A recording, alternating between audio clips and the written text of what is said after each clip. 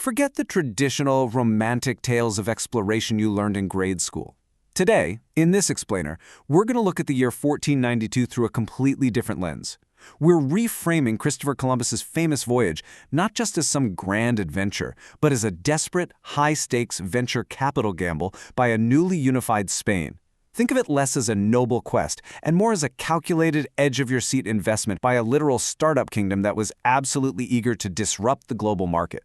Which brings us to the ultimate historical puzzle: why on earth would prudent monarchs like Ferdinand and Isabella of Spain choose to bankroll a 41-year-old Genoese sailor? I mean, especially when literally every single royal expert in Europe had looked at his math and agreed that his calculations were entirely, dangerously wrong. It was a proposal that had already been laughed out of the Portuguese court. Yet, against all odds, Spain said yes. Section 1. The Flawed Startup Pitch. Okay, let's dive into this, because, Columbus was definitely not an overnight success. He was a guy in desperate need of funding who had spent years relentlessly lobbying across Europe's royal courts, only to find closed doors. He was pitching what we'd call today a disruptive idea, reaching the unimaginable wealth of the Indies by sailing west instead of east. But he was up against a terrifying reality. Back then, the known limits of the world were basically just Europe, Africa, and parts of Asia. That Western Ocean, it was a terrifyingly speculative void. Sailing a small wooden ship into that vast, uncharted blue was considered practically suicidal. The experts weren't just being difficult. Based on the absolute best geographical knowledge they had, they believed a westward journey to Asia was simply an impossible distance to survive. And the starkest contrast here was between Columbus and the maritime experts over in Portugal. The Portuguese crown flatly rejected Columbus. Why? Well, because their navigators correctly calculated the true circumference of the Earth. They knew, for a fact, that the planet was much larger than Columbus claimed. Columbus actually believed the Earth was about a third smaller than it really is, and he figured Asia stretched way further east. So the crucial takeaway here is, the Portuguese were right, and Columbus was completely, undeniably wrong. His entire pitch was built on a massive mathematical error. Section 2. Spain's Geopolitical Rivalry. So why did Spain even give him the time of day? Well, we've kind of got to shift our perspective to the Spanish crown for a second. At this exact moment in history, Spain was essentially a newly consolidated startup kingdom. By uniting the crowns of Castile and Aragon, Ferdinand and Isabella were trying to build a new global power, but they were severely lagging behind their neighbor Portugal, who was already out there dominating the seas. Spain needed a way to disrupt the market. And the timing here? Absolutely everything. In January of 1492, the centuries-long Reconquista finally came to an end with the fall of Granada, the last Muslim stronghold on the Iberian Peninsula. For the first time in generations, Spain was unified. They suddenly had the political stability, the military energy, and most importantly, the treasury bandwidth to stop looking inward at domestic conflict and start looking outward toward global expansion. But they faced a massive strategic bottleneck. The traditional, highly lucrative overland Silk Road trade routes to Asia were heavily taxed and controlled by the Ottoman Empire. Meanwhile, their fierce rival Portugal held a total monopoly on the alternative maritime route. They were dominating the African coast and pushing all the way toward India. Spain was in a tight spot. They desperately needed a disruptor route to Asia to bypass both the Islamic-controlled overland routes and the Portuguese navy. Basically, they needed a wild card. Section 3. Economic and Religious Motivations.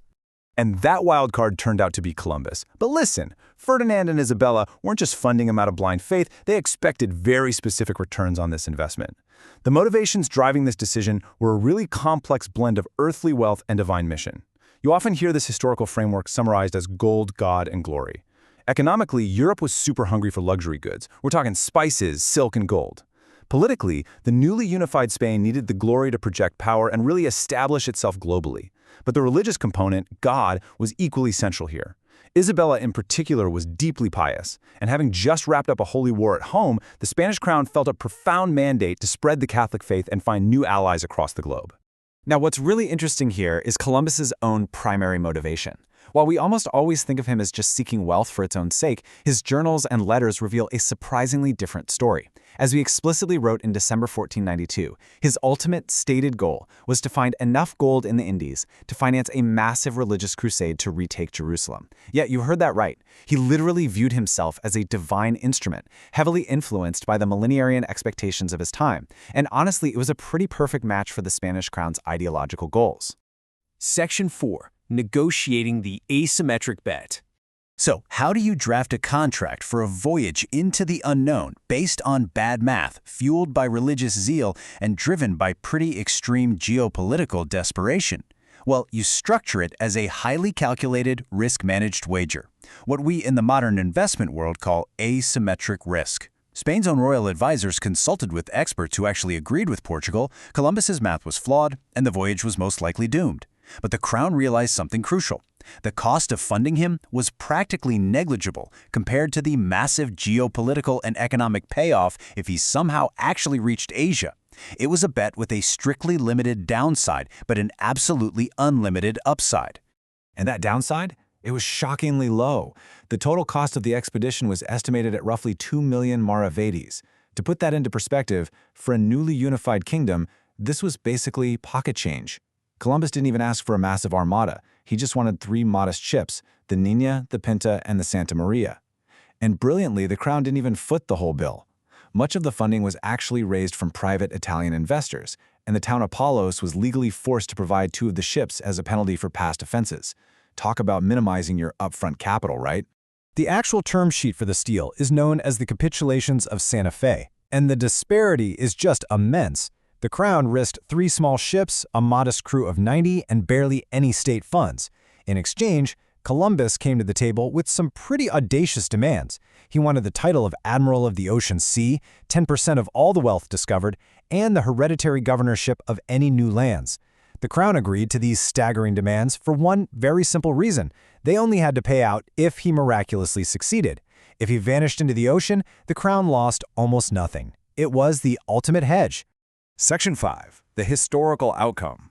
Let's move to and see how this builds, because what actually happened when those 3 ships sailed west is honestly one of the greatest ironies in the history of human decision-making. The entire venture was built on a monumental error, and that is precisely why it happened. Think about it. If Columbus had known the true massive distance of the ocean between Europe and Asia, he would never have dared to set sail. His ships literally couldn't have carried enough provisions. And if the Spanish crown had known the true geography of the Atlantic, they never would have funded him. The most impactful voyage in history was entirely fueled by flawed math. And the profound irony extends to the man himself. When Christopher Columbus died in 1506, after 4 grueling voyages across the Atlantic, he remained stubbornly convinced, to his dying breath, that he had reached the eastern outskirts of Asia. He never truly comprehended that he had stumbled upon an entirely new hemisphere. But for Spain, the gamble paid out beyond their wildest, most impossible dreams. This desperate, low-cost, incredibly risky hedge against Portuguese dominance yielded an absolute flood of wealth. We're talking gold, silver, and resources that completely transformed Spain. The newly unified startup kingdom rapidly became the absolute dominant global power of the 16th century. The asymmetric bet won, and it won big. Which leaves us with a really fascinating perspective to consider as we wrap up this explainer. When we look back at the grand sweep of history, we tend to assume these monumental events were the result of perfect planning and brilliant foresight. But as the 1492 pitch proves, sometimes the biggest shifts in our world happen simply because someone was willing to take a massive leap of faith, back a flawed visionary, and just roll the dice. It makes you wonder, how many of history's other great turning points were really just low-cost gambles based on terrible math? Think about that next time you look at a map.